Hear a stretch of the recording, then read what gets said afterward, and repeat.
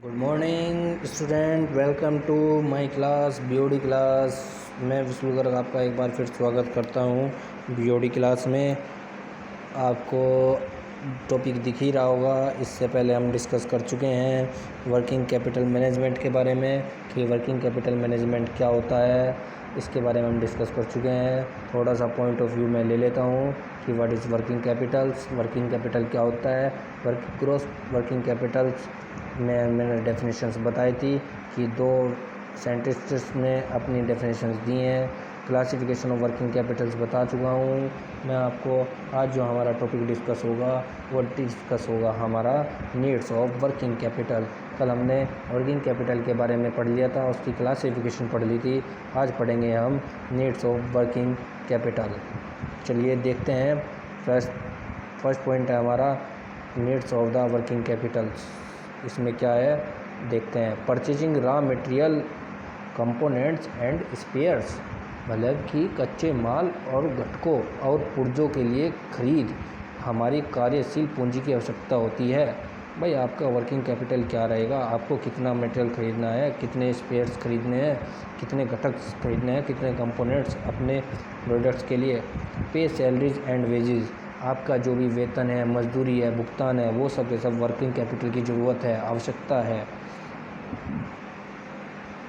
To meet up day to day expenses, बस दिन प्रतिदिन कितना खर्च हो रहा है आपकी फैक्ट्री के लिए, ये भी तो आपको वर्किंग कैपिटल्स में देखना पड़ेगा। ये भी तो आपकी आवश्यकता है। सपोज़ करो आप अपनी बाईसाइकिल्स यूज़ कर रहे हैं या अपने मोटरसाइकिल यूज़ कर रहे हैं, तो उनकी रिपेयरिंग, उनकी सर्विसेज, उनका पेट्रोल, उसका डीजल, आपके मैन पावर्स, इन सभी डे बाय डे के एक्सपेंसेस भी आपको रखने पड़ेंगे। इनकी भी नीड्स है आपको अपने वर्किंग कैपिटल्स में।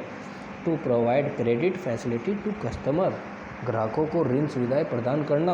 अरे भाई, जब आपका अगर कोई कस्टमर है तो उसको फैसिलिटीज़ तो देनी पड़ेगी आपको। उनको उनकी ऋण सुविधाएं क्या क्या होनी चाहिए, उन्हें प्रॉफिट होनी चाहिए, ये भी तो आपकी एक नीड्स है।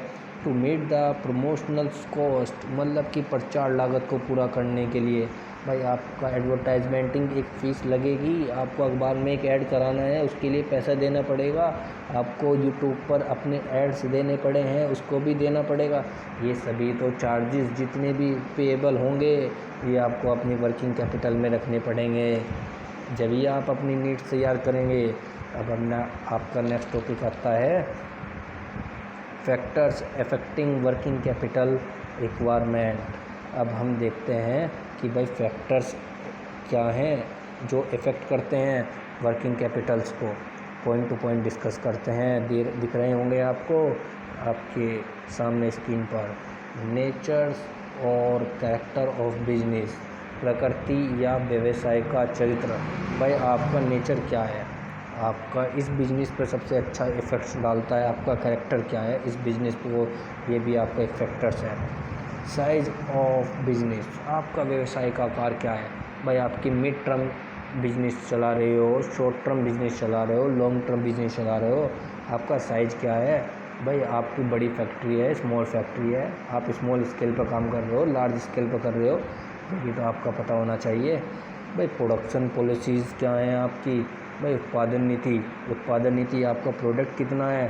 तो प्रोडक्ट तैयार तो हो गया, उसे नीति क्या है आपकी, स्ट्रेटेजी क्या है, आप कैसे तैयार करेंगे उसे, मार्केट में कैसे सेल करेंगे, ये भी तो आपको एक पॉलिसी तैयार करनी पड़ेगी। फोर्थ पॉइंट मैन्युफैक्चर प्रोसेस मतलब क्या हो गया। भाई निर्माण प्रक्रिया क्या है, निर्माण कार्यविधि, कैसे प्रोडक्ट तैयार हो रहा है, ये एक आपके वर्किंग कैपिटल का है। सपोज़ करो आपकी इंडस्ट्री पे आप ध्यान नहीं दे रहे हैं, वहाँ पर रॉ मटेरियल बनता चला गया और वहाँ पर वे जो वेस्टेज हैं वो आपके मटेरियल के निकलते रहे, तो आपको मैन्युफैक्चरिंग भी देखना पड़ेगा, ये एक फैक्टर है। सपोज़ करो आपकी लागत 200 रुपये है और आपको फैक्ट्री जो एम्प्लॉयर है उसे 300 रुपये लागत ला रहा है, तो आपको 100 रुपये का लॉस है, तो ये भी आपको देखना पड़ेगा।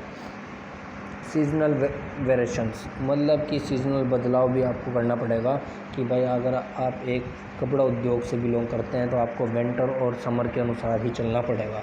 ये नहीं होगा कि आप समर में विंटर वाले कपड़े प्रोडक्शन करो और समर और विंटर में समर वाले, ये कोई नहीं करेगा आपका, फिर आपकी फैक्ट्री बंद करने की कतार पर ही रहेगी।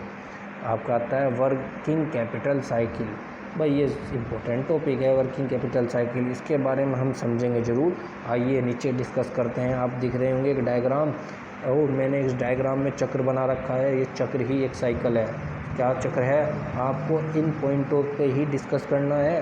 क्या पॉइंट है, raw material purchase. Raw material purchase के बाद आपका साइकिल टिकता है ऑपरेशन प्रोडक्शन प्रोसेस पे। आपके गोदाम में रॉ मटेरियल आ गया है, रॉ मटेरियल के बाद आपने प्रोडक्शन प्रोसेस चालू कर दिया। प्रोडक्शन प्रोसेस चालू करने के बाद फिनिश गुड प्रोड्यूस्ड, आपने अपना टोटल प्रोडक्ट जो आपको बनाना था आपने तैयार करके गोडाउन्स में लगा दिया। गोडाउन्स में गाड़ी लोड हो गई, गाड़ी लोड होने के बाद ट्रांसपोर्ट पे चली गई, ट्रांसपोर्ट पे जाकर सेल्स हो गई। सेल्स के बाद आपके डिबिटर्स आए, डिबिटर्स ने अपना सामान ख़रीदा, डिबिटर्स ने सामान ख़रीदने के बाद आप क्रेडिट भेज दे दिया। क्रेडिट्स के बाद आपके पास पैसा आ गया, आपने फिर क्या करा, आपने रॉ मटेरियल्स ले लिया।